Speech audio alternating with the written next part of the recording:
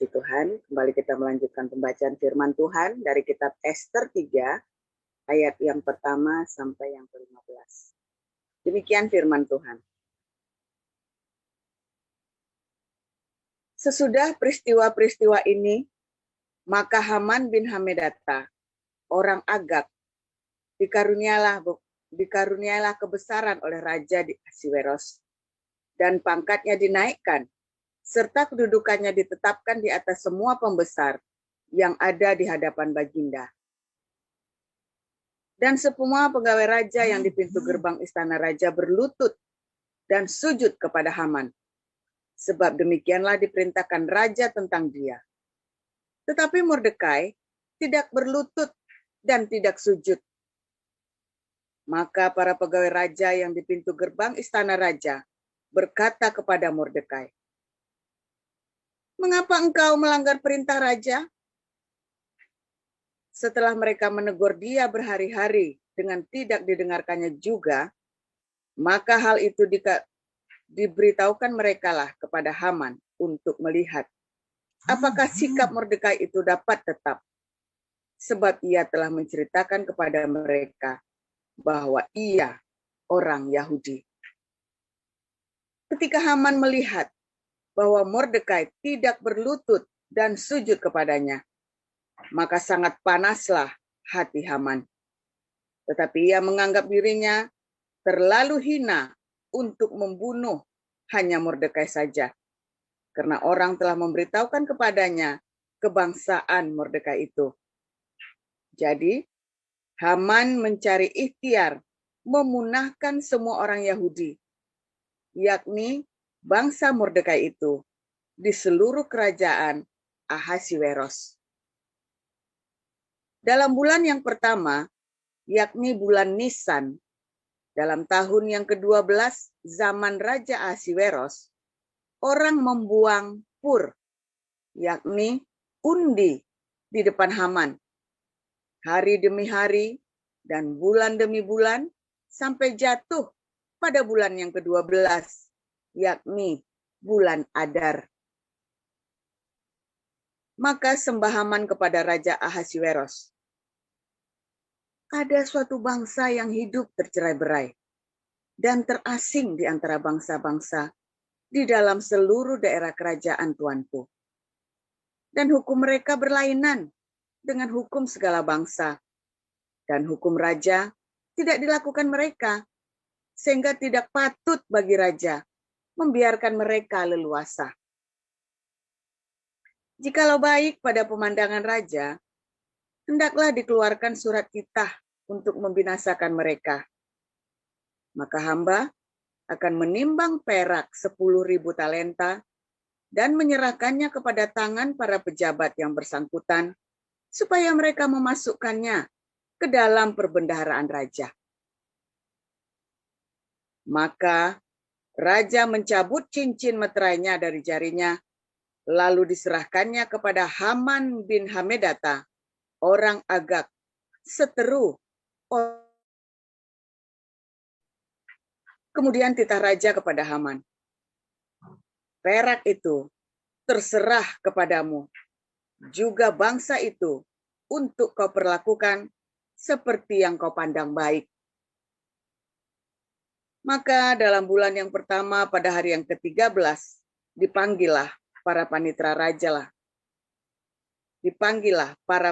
raja. Lalu, sesuai dengan segala yang diperintahkan Haman, ditulislah surat kepada wakil-wakil raja, kepada setiap bupati yang menguasai daerah, dan kepada setiap pembesar bangsa, yakni kepada tiap-tiap daerah menurut tulisannya, dan kepada tiap-tiap bangsa menurut bahasanya. Surat itu ditulis atas nama Raja Ahasiweros dan dimeterai dengan cincin materai raja. Surat-surat itu dikirimkan dengan perantaraan pesuruh-pesuruh cepat ke segala daerah kerajaan, supaya dipunahkan, dibunuh, dan dibinasakan semua orang Yahudi, daripada yang muda sampai kepada yang tua, bahkan anak-anak dan perempuan-perempuan. Pada satu hari itu juga, pada tanggal 13 bulan yang ke-12, yakni bulan Adar, dan supaya dirampas harta milik mereka. Salinan surat itu harus diundangkan di dalam tiap-tiap daerah, lalu diumumkan kepada segala bangsa, supaya mereka bersiap-siap untuk hari itu. Maka dengan tergesa-gesa, berangkatlah pesuruh-pesuruh cepat itu atas titah raja, dan undang-undang itu dikeluarkan di dalam benteng Susan. Sementara itu, raja serta Haman duduk minum-minum, tetapi kota Susan menjadi gempar. Demikian. Iya, silakan Bu Salma lanjutkan.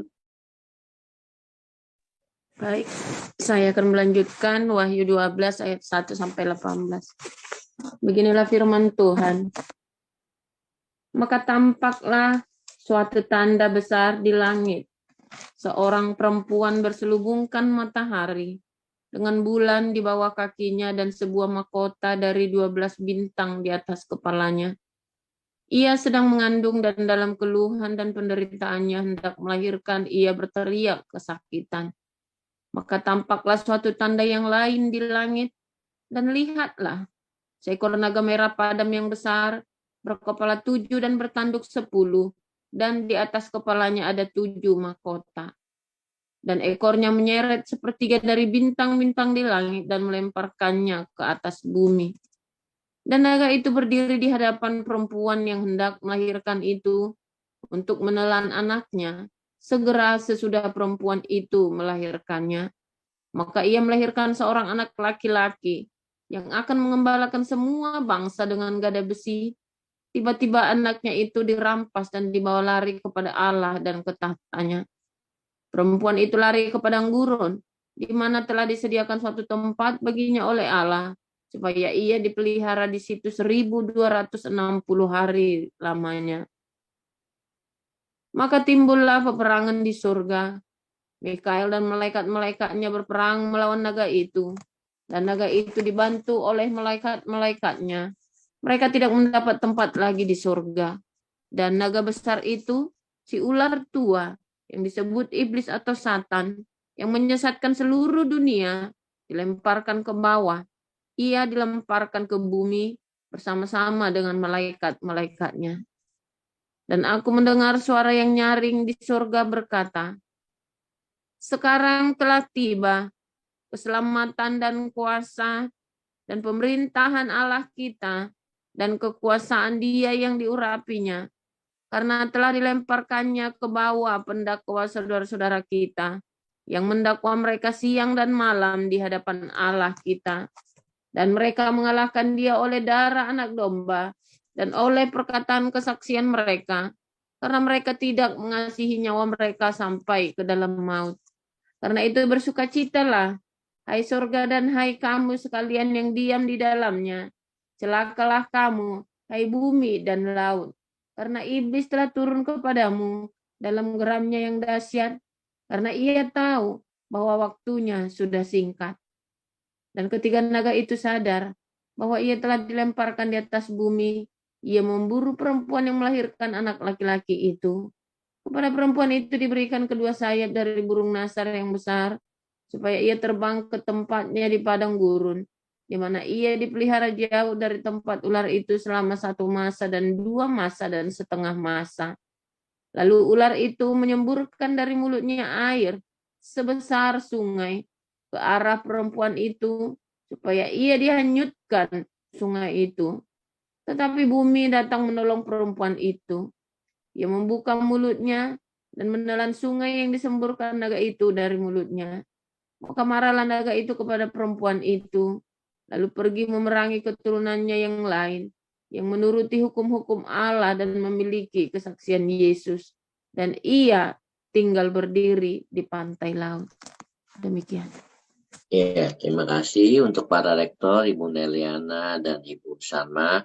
Kita akan mendengarkan renungan kita pagi hari ini dengan judul Mordekai dan Haman. Silakan Pastor Paul. Haleluya, luar biasa firman Tuhan. Selalu baru setiap hari bagi setiap orang yang selalu mengasihi Tuhan, menanti-nantikan Tuhan dengan sungguh hati. Saudara, saudara tadi baru baca cerita tentang Mordekai dan Haman, saudara ya, Haman Esther. Jadi Haman ini adalah seorang keturunan Amalek, ya, anaknya Raja Agag yang sempat lari ketika ada pembantaian massal, saudara ya, ketika Samuel membantai seluruh orang-orang Amalek karena Saul nggak mau, ya, saudara ya. Dan rupanya Haman ini sangat dendam sekali kepada orang Yahudi, saudara ya. Dan Mordekai, ya, sebagai orang Yahudi juga tidak mau sujud kepada manusia, saudara ya. Karena di zaman itu orang-orang Yahudi benar-benar kapok, nggak mau sujud kepada Allah manapun, ya, selain kepada Yehova, dan tidak mau sujud kepada manusia, ya. Nggak mau sujud, ya, sujud lungkup gitu ya, mukanya ke tanah gitu ya, nggak mau, saudara. Sejak zamannya Ezra Nehemia itu ya, sampai bahkan orang-orang Yahudi di zaman Yesus pun nggak mau, saudara ya.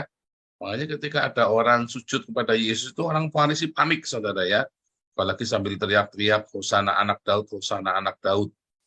Nah, ini ceritanya Mordekai kemudian menjadi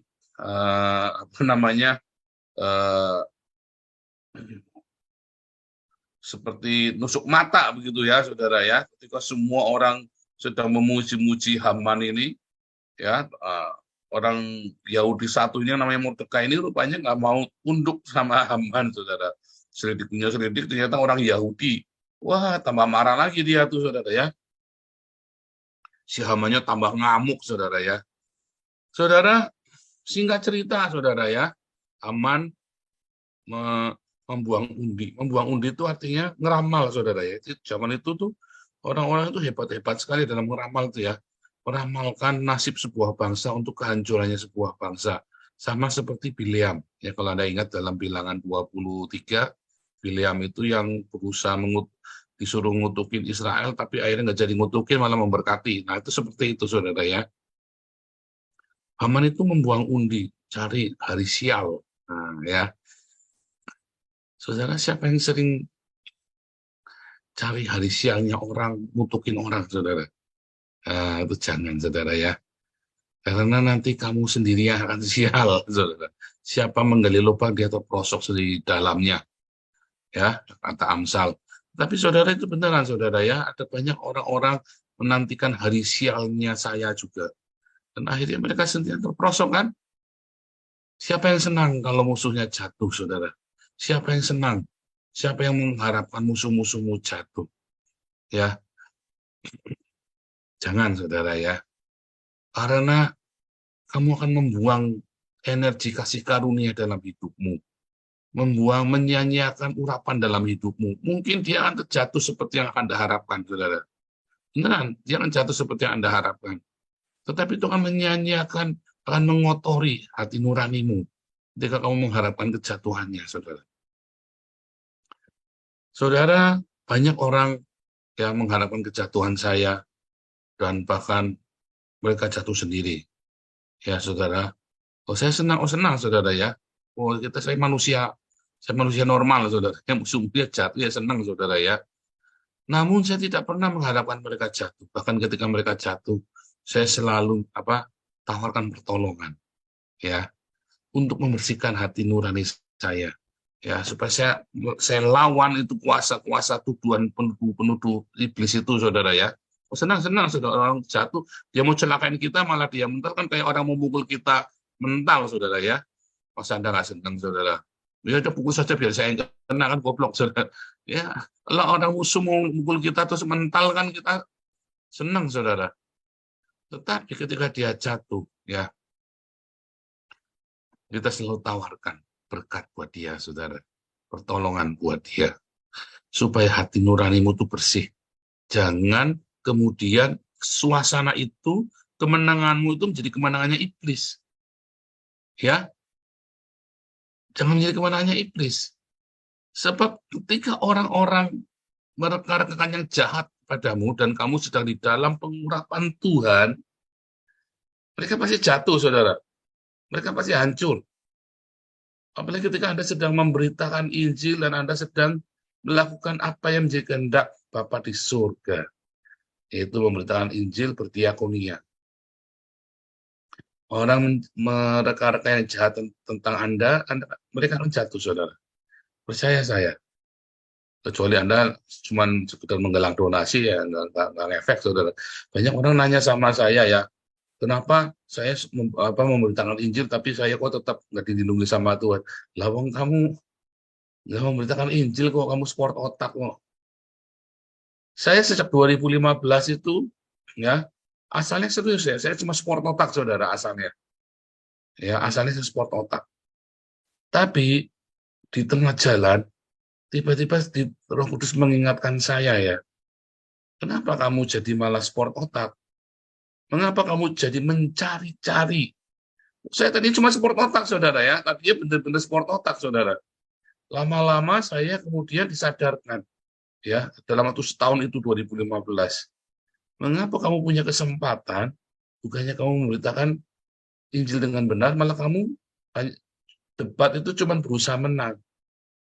Makanya 2015 itu saya rubah semua, saudara. 2016 saya tidak cari menang, pokoknya saya memberitakan Injil.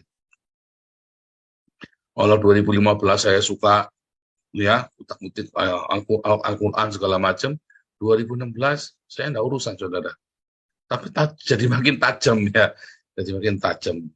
Dan saya sekolah teologi juga, ya, dan saya sempat mengajar di sebuah STT, saudara, ya.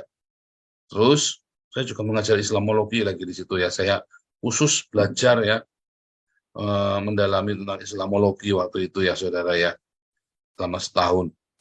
Dan habis saya mendalami, saya berhenti. Karena Roh Kudus mengingatkan saya kembali. Mengapa kamu ragu dengan firman Tuhan? Mengapa kamu harus mencari-cari pembenaran dari, dulu saya ikut-ikutan, ya, mencari pembenaran dari Al-Quran, saudara, ya, tentang Yesus segala macam. Roh Kudus ingatkan saya berhenti. Sejak 2017, saya nggak pernah lagi korek-korek ayat Al-Quran, ya, atau dari kitab manapun buat membenarkan iman saya kepada Tuhan Yesus. Ya, karena saya menemukan bahwa Al-Quran adalah sebuah kitab dusta. Makanya buat apa? Dan waktu itu saya lagi bikin tesis itu, ya, waktu itu, ya, Roh Kudus mengajarkan saya, coba lihat kamu bikin tesis. Ya, apakah kamu tesismu dibenarkan dengan majalah Kunjung dan Bobo? Enggak, kan? Oh, benar juga, ya. Nah, itu, saudara, kalau Anda mencari-cari kebenaran dari Al-Quran untuk membenarkan Yesus, untuk membenarkan imanmu, ya, kepada Tuhan Yesus, maka kamu sedang membuat tesis, disertasi, skripsimu itu, ya, dengan daftar pustakanya dari majalah Kunjung dan Bobo, saudara. Ya, nah, balik lagi. Ketika Anda sedang memberitakan Injil, beritakanlah Injil, bukan memberitakan Al-Quran. Beritakanlah dengan apa bedanya, saudara? Kamu memberitakan Injil dengan kamu lagi sport otak. Kamu mendoakannya, kamu Injili, saudara. Kamu persiapkan di dalam doa dengan sungguh hati. Itulah sebabnya semua pertemuan kita awali dengan doa. Sehingga tajam, dan kita tidak main-main, ya, karena itu sebuah peperangan rohani, saudara, ya.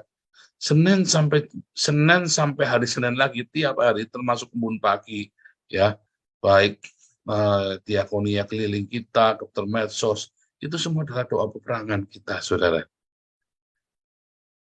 Makanya kalau Anda nggak tulus hatinya, ya Anda dibablas, karena orang kan lagi ngarah ke saya, saudara. Hati-hati, ya, Pak Hawi dulu ngomong, ya.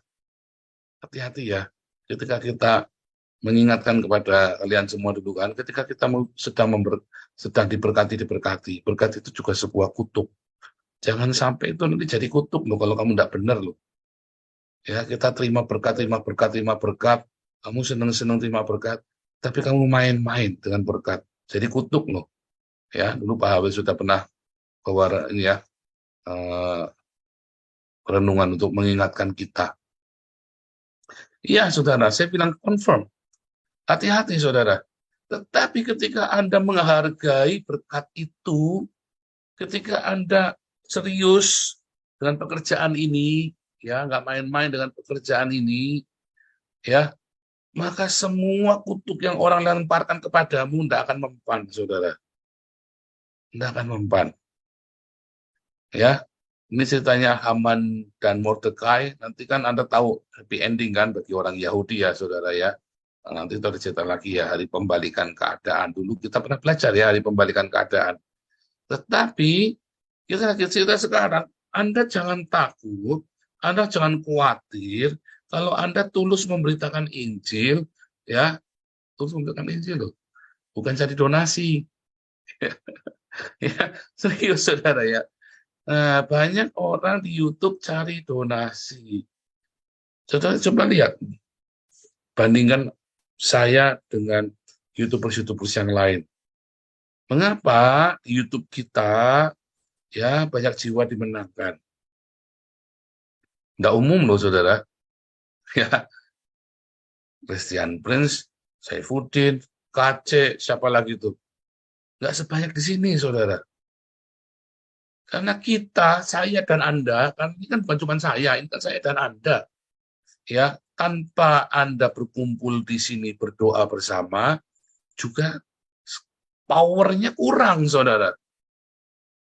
Andalah yang membuat power ini seperti amplifier ya, saudara ya, seperti boosternya, membuat semua pemberitaan yang kita beritakan di tempat ini menjadi semakin kuat, semakin bergaung, bergema. Kalau pakai radio itu, amplifier-nya itu tadi ya cuma 5 kilo, bisa jadi 10 kilo, bisa jadi 50 kilo, bisa jadi 100 kilometer, saudara. Ya, makanya saya berkata kepada Anda, para diaken-diaken, gabung di sini tiap pagi berdoa. Karena selain pesan pemberitaan Injil bergaung, Anda sendiri akan didongkrak imanmu di sini. Ya, semua orang yang masuk di sini, Anda, makanya dicatat ya, saudara ya, tiap hari hidupmu itu ya, Anda lihat berkembang enggak. Saya selalu bilang, kalau 2 tahun kamu tidak ada perubahan, kamu harus tanya sama saya. Karena harusnya berubah. Harusnya berkembang. Harusnya ada progres. Kalau nggak progres, ada yang salah. Ya, ada yang salah dong. Ya, tentu Anda harus menuai apa yang Anda tabur yang buruk di masa lalu sebelum Anda pemulihan di tempat ini. Tetapi Anda menuainya bersama Tuhan. Dan itu dalam rangka menuju kebaikan. Kalau enggak, ada yang salah itu, saudara. Makanya gabung di sini dengan tulus hati, saudara. Jangan karena saudara tentu yang berkekurangan, kita tetap bantu. Ya, tentu. Cuman kalau Anda datangnya on off nggak jelas, itu di situ kita ngerti, oh Anda datangnya cuma minta bantuan doang, bukan mau benar-benar berfellowship bersama kami. Ya, dan percaya saya, berkat Tuhan nggak akan maksimal dalam hidupmu. Ya, kalau Anda datang setia, ya, dalam kondisi apapun, Anda setia, Anda terus ngotot sama Tuhan, saudara. Ngotot, ya, kita sama-sama di sini melayani Tuhan, doa bersama, ya, kita saling menguatkan, kita berdiakonia, walaupun cuma 10.000, Anda kasih ke Damari, saudara. Ya, terus Anda yang miskin, aduh, 10.000 pun kasih ke Damaris, latih hatimu. Maka komunitas ini akan menjadi kuat, makin kuat, saudara. Dan Anda terus ikut di dalam doa pagi, berdoa syafaat, ikut mengaminkan. Anda sambil ya nyiapin sarapan buat keluarga, ya ibu-ibu, suami-suami, sambil nyiapin motornya, sambil nyuci motor, sambil apa pagi-pagi, Anda dengarkan doa sama-sama di Zoom ya, saudara ya. Sambil mengaminkan. Saya juga nggak duduk nongkrongin begini terus juga, saudara. saya sambil ngerjain apa, tadi anak sambil ngerjain tugasnya dia, saya sambil mempersiapkan banyak hal juga ya saudara ya. Kita sambil dengarkan, aminkan satu-satu saudara. Kalau Anda punya waktu, Anda duduk. Ya, karena meditasi itu penting saudara ya. Meditasi itu penting. Anda duduk ya di depan handphonemu, tunggu sama-sama. Atau Anda yang sakit, taruh handphonemu di sebelah sambil istirahat, Anda sambil dengarkan. Banyak cara ya saudara ya. Anda bisa tetap aktif di sini sambil mengaminkan. Intinya hatimu mengaminkan yang didoakan itu saudara. Di dalam komunitas yang makin kuat ini, akhirnya Anda juga dikuatkan. Karena ini adalah sekumpulan bara api yang besar. Tadinya kecil-kecil, lalu jadi gede. Anda dikuatkan dan kita semakin kuat. Api ini akan makin menyala, saudara. Dan orang-orang yang mengharapkan kecelakaanmu nggak akan sanggup. Ada proteksi. Dari mana komunitas ini? Komunitas orang-orang kudus. Di mana Roh Allah hadir. Yang memberikan proteksi kepada kita semua. Itu saudara ya. Dimulai dari situ. Anda lihat ya. Aneh ya. Orang pernah ngancem-ngancem orang yang masuk di Zoom-nya Paulusan nanti ditangkapin. Malah orang yang nggak di Zoom saya ditangkapin, di kita belum ada yang ditangkap saudara. Amit-amit jangan sampai ada yang ditangkap juga. Nggak ada yang ditangkap. Mana ada yang ditangkap, saudara? Ya kan? Orang-orang yang maki-maki kita ini banyak ditangkapin satu-satu, saudara ya. Jadi kita malah nggak ada yang ditangkapin. Nggak ada, karena kita berbuat kebaikan. Apanya Anda kan berbuat kebaikan, apa yang mau ditangkapin, saudara? Masa ngasih makan orang nggak boleh? Kalau dibilang melanggar hukum Indonesia, kan hanya saya yang dianggap melanggar hukum Indonesia. Dianggap ya, walaupun menurut saya tidak melanggar hukum, karena hukumnya berat sebelah. Ya kan? Tetapi kan kenyataannya kita berbuah. Justru kita makin berbuah. Kalau memang saya salah, masa jenderal-jenderal nggak ngomong di kita? Pak Tobing itu tidak di kita bukan karena saya loh, saudara. Karena kira sama Galarua loh. Bukan sama saya loh, saudara ya. Sama saya mah tetap baik ya Pak Tobing. Dan Pak Tobing masih ada di Damari, saudara ya. Masih ada di yayasan-yayasan kita yang lain. Pak Ponto sama kita. Kalau saya nggak benar, nggak mana Pak Ponto mau di sini, saudara. Kan begitu, saudara. Nah, kita nggak cari sensasi, kita nggak niat-niat. Kita lagi sama-sama ya mencari kebenaran. Kita menghidupi kebenaran. Kita mengimani kebenaran. Kita berfellowship bersama, bara api itu nyala, saudara. Ya kan? Makanya jangan tinggalkan episunagoge. Inilah episunagoge. Di mana kita berfellowship satu sama lain. Oh iya, saudara ya. Saudara, kalau ada yang meninggal, atau sanak familimu sakit, ya orang tua atau anak, Anda info ke komunitas, saudara ya. Ada beberapa yang meninggal, infonya sudah beberapa hari baru info ke Bu Ana ya. Saya repot. Bukan apa-apa, izinkan kami untuk ikut sepenanggungan, sependeritaan. Itu saudara ya. Sehingga kita bisa kumpulkan juga dana ya. Yang di komunitas tentunya ya, saudara ya, yang di komunitas, yang diakin Damaris, yang di Galarua, yang di kelas-kelas evangelis, apologetik, apostolik, dan yang lainnya, juga yang ada di Munpagi dengan sendirinya, saudara ya. Komunikasi itu penting. Ya ini, terus ada grupnya Puji Hati-Hati, yang sebaiknya ikut masuk ke Zoom ya. Jadi kita kalau ada sesuatu, ya ini teman-teman Puji Hati-Hati, Cipital, Lula, siapa lagi itu, Eli Kinting, Grace Worotikan, siapa lagi, banyak sekali itu ya. Teman-teman itu ya, SPC, odong-odong, itu semua kalau bisa masuk ke Zoom. Jadi kita bisa, kalau ada sesuatu bisa sepenanggung sependeritaan, saudara ya. Ini kita makin kuat nanti komunitas kita, makin kuat, makin diberkati Tuhan kita semua, saudara ya. Makin kita berapi-api dan ada proteksi surga. Ada proteksi malaikat Tuhan bersama dengan kita semua. Sehingga nggak mempan, saudara, semua yang iblis berusaha kalahkan kita. Tadi katakan apa tadi ayat terakhir? Yang punya hukum Torah, yaitu orang Yahudi. Dan yang punya kesaksian Yesus, yaitu kita, saudara. Itulah dua saksi Allah. Kita inilah dua saksi Allah, orang Yahudi dengan orang Kristen. Ya, Tuhan Yesus memberkati.